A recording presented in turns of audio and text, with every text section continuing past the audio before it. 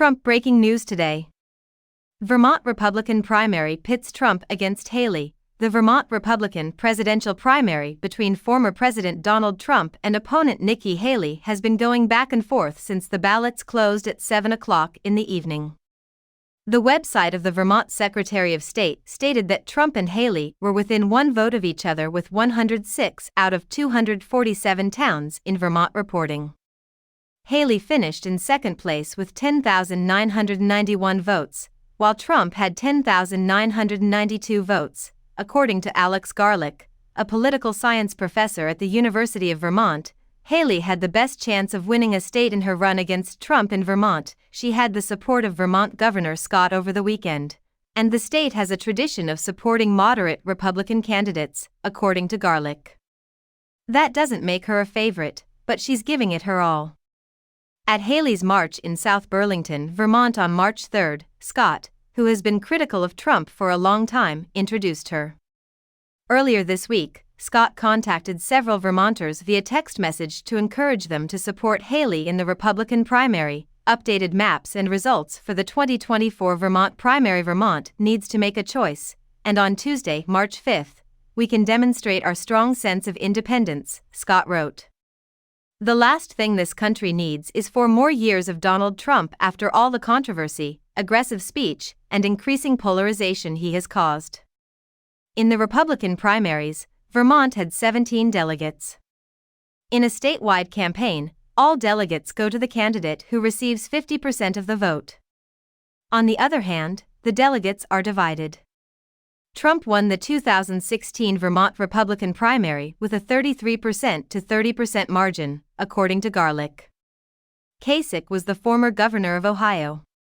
The delegates were evenly divided, with 8 each candidate. March 6, Ramallah, IANS, an additional 2 Palestinian inmates who were released during the Israel-Hamas ceasefire in November of last year, along with a woman, were among the 22 Palestinians allegedly caught by Israeli forces in the West Bank.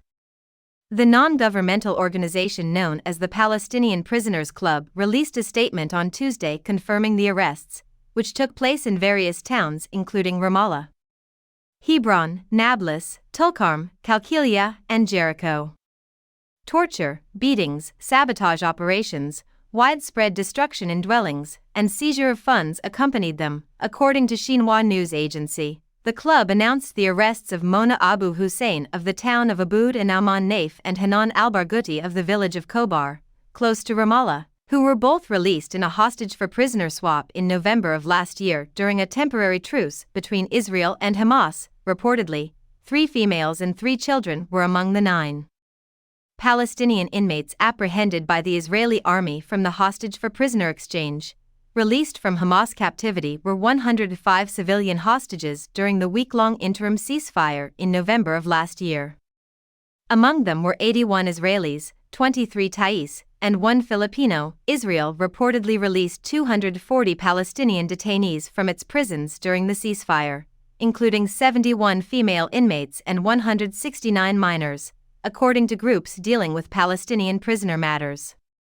Israeli military spokesman Avichai Adri said on social network X that Israeli forces had detained individuals in the West Bank on suspicion of terrorist plots. He pointed out that Mohammed Altanji, a resident of the Balada refugee camp outside Nablus, was one of the prisoners. According to intelligence reports, he was plotting a terrorist action with other individuals in the near future. Adri brought up the fact that Israeli forces had destroyed Abid Massad's home in Jenin's village of Kafrdan. Massad was allegedly involved in a shooting incident that occurred in August of last year near Nablus's town of Ha'ara, which killed 2 Israeli civilians. The spokesperson asserted that Israeli forces apprehended 4 individuals wanted by the authorities in the hamlet of Khobar, 1 from Yada in Hebron, and 3 from Jericho. Approximately 3,450 wanted individuals in the West Bank have been apprehended by Israel since the beginning of the Israel-Hamas war on October 7, 2017, with approximately 1,500 of them being affiliated with Hamas. According to Adri, violence and tension have been on the rise in the West Bank, with cities seeing armed clashes.